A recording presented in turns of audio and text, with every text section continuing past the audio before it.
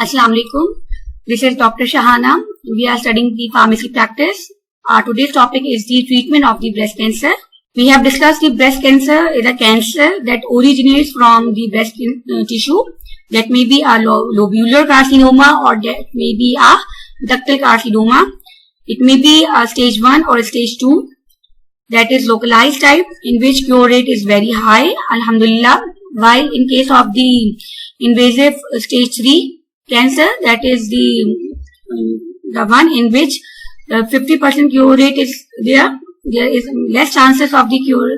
However, normally doctor will try to attempt to cure the patient. While in case of the stage 4, we have to go for the reduction of the symptoms of the cancer and we have to go for the improvement of the quality of the life of the person. So what is the treatment for the early breast cancer? Early breast cancer will cover the stage 1 and stage 2 of the breast cancer.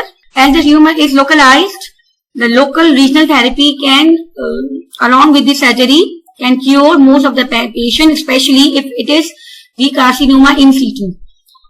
And if it is approaching up to the second stage, then there is 50% chance of the cure.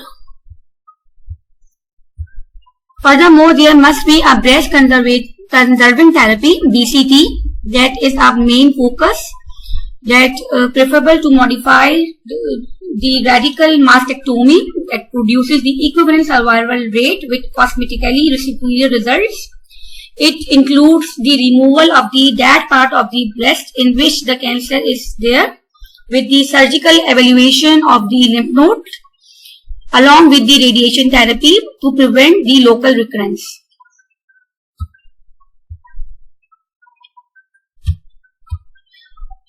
As far as the radiation therapy is concerned, it is administered to the entire breast, either in the form of the brachytherapy or either in the form of the complete radiation therapy. This will result in the reddening and erythema of the breast tissue with the subsequent shrinkage of the total breast mass, that are the minor complications associated with the radiation therapy. So for that purpose, brachytherapy is preferred over the generalized radiation therapy, in which only 5 days implantation of the seed is sufficient to eradicate the breast cancer. Simpler total mastectomy also involves the removal of the breast without the dissection of the underlying muscles or axillary nodes. And the main purpose is to remove the carcinoma in situ that is present along with the axillary node. Especially if the nodal involvement is only 1%, there is a chance that the breast cancer may invade up to the axillary lymph node. For that reason, we should screen out and we should take a sample for the staging and prognostic information of the breast cancer. Lymphatic mapping is very important, and it is basically lymphatic mapping with the sentinel lymph node biopsy. Fine needle aspiration is a less invasive alternative to axillary dissection. Furthermore, this early breast cancer treatment of the surgery and radiation should be supported by the systemic adjuvant therapy to reduce the chances of the metastasis and reduce the chances of the recurrence of the disease, as this disease has a high likelihood of the recurrence. बहुत ज़्यादा recurrence है breast cancer का, इसीलिए उसको रोकने के लिए we will go for the systemic adjuvant therapy. If we talk about the systemic adjuvant therapy, there may be the administration of either the chemotherapy or endocrine therapy or both simultaneously that improve the disease-free survival rate, DFS. When we study the table, we will see that there will be the DFS, which is the disease-free survival rate, and overall survival, that is the OS for all treated patients. So, according to the National Comprehensive Cancer Network (NCCN), these guidelines always updated annually. And according to this, chemoadjuvant therapy are recommended for the stage 1 and stage 2 breast cancer as well. Furthermore, it should be ruled out that either the cancer is estrogen receptor positive cancer or negative cancer. There may be a node negative breast cancer or node positive breast cancer that may influence the chances of the recurrence or a death of a person. For that purpose, we will go for the combination therapy that reduces the tumor burden. They also increases the chance of the cure and minimize the emergence of the drug resistance. We will study the table number 60 of the chapter 60 of the handbook of the pharmacotherapy that we have discussed in the Google class. The treatment of choice is the anthracycline containing regimens, that is doxorubicin and epirubicin, that reduces the rate of the recurrence and the death as compared with the regimen that contain the cyclophosphamide, methotrexate and fluorouracil. CMF का जो regimen है, now it is being substituted by the anthracycline containing regimens like doxorubicin and epirubicin. Furthermore, in doxorubicin and epirubicin, there will be the addition of the taxane, that is the docetaxel and paclitaxel, to increase the coverage of the drugs to control the cancer, and it reduces the risk of the distinct recurrence and any recurrence rate overall. It also increases the overall mortality rate. However, if it is a node negative patient, their use is controversial. Either there is a need of their use or not, because node involvement may lead to metastasis की chances कम है. However, the doctor or the specialist will suggest that taxane derivatives may also be a part of the combination. As the adjuvant chemotherapy is supportive of the surgery, within a 12 week of the surgical removal of the primary tumor, this type of the adjuvant treatment should be started, and optimal duration is up to the 24 weeks, that is 4 months, depending upon the type of the regimen. We have previously discussed that we have two types of strategy in the chemotherapy. One is that we increases the dose, which is called as the dose dense adjuvant regimens, or may we change up to the dose frequency, or may change the dose intensity. So in case of the node positive breast cancer, we have to use for that purpose we should go for the sequential concurrent chemotherapy that appears to be less toxic. Remember, in case of the lung cancer, we have go up to the dose dense adjuvant regimens. For node positive breast cancer, the treatment of choice is the taxane with an anthracycline based doxorubicin is a standard care for the node positive breast cancer. In case of breast cancer, increment in the dose will not helpful or beneficial for that particular case, and it may be harmful due to the occurrence of the numerous type of toxicities. So furthermore, we have to avoid dose reduction of the standard regimens unless and until there is a type of the severe toxicity, just like cardiotoxicity. Some short-term toxicities of the adjuvant therapies are usually well tolerated, and it has to be tolerated by a person, and by the use of the serotonin and antagonists like ondansetron and other type of the inflammatory antiemetics and other myeloid growth factors like GSF. For that, anemia and myelosuppression can be covered up. Besides the chemotherapy, we have certain adjuvant biological therapy.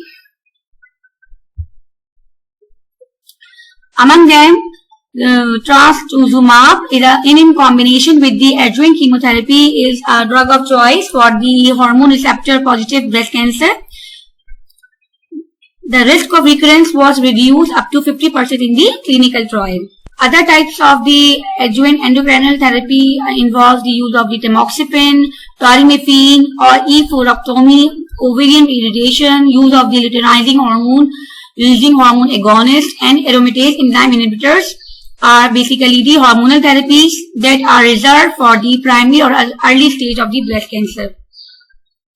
If we talk about the adjuvant endocrine therapy, the gold standard is the tamoxifen that is reserved for the both menopausal and post-menopausal women. The dose is 20 mg daily. and this dose is usually after the chemotherapy, जो कि अभी हम discuss करेंगे table number 60 को देखते हुए.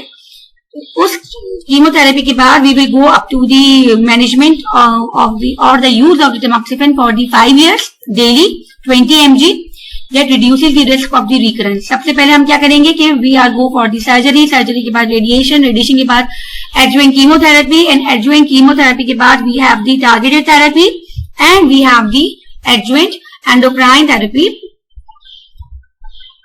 The side effects of the adjuvant endocrine therapy is basically resemble with the estrogen withdrawal, as estrogen is mainly involved in the body temperature regulation. That change or reduction in the estrogen concentration will lead to the hot flushes, vaginal bleeding, and there may be formation of clot, changing in the coagulation pathways. Tamoxifen also reduces the risk of the hip radius and spine fractures. It also, however, it increases the risk of the stroke due to the deep venous thrombosis. There may be endometrial cancer if the woman is older of 50 years or 50 years older. Tamoxifen is both it has selective estrogen receptor modifier and it has estrogenic and anti-estrogenic property depending upon the tissue. At the breast level, it is anti-estrogenic. While at uterus it is estrogenic. That's why it is causing the cancer of the uterus. Other choices for the adjuvant endocrine therapy for the premenstrual women, there will be the luteinizing hormone receptor hormone, luteinizing hormone releasing hormone agonists like goserelin, that either with or without use with the tamoxifen can be used for the management of the early breast cancer as a second choice, in which tamoxifen is unbearable, or in a condition if it is uncontrolled by a tamoxifen alone. Another treatment strategy is to incorporate the aromatase enzyme inhibitors, that is the adjuvant for the postmenopausal women for hormone sensitive breast cancer, like third generation anastrozole, letrozole and exemestane. These are the aromatase enzyme inhibitors. The side effects may include the bone loss, osteoporosis, hot flushes, myalgia, bone pain, vaginal dryness, atrophy, as they are complete antagonists they are decreasing the synthesis of the estrogen. Now, in table 60, we will study the different types of regimen available for the stage 1 and stage 2 type of the breast cancer as in adjuvant chemotherapeutic regimens.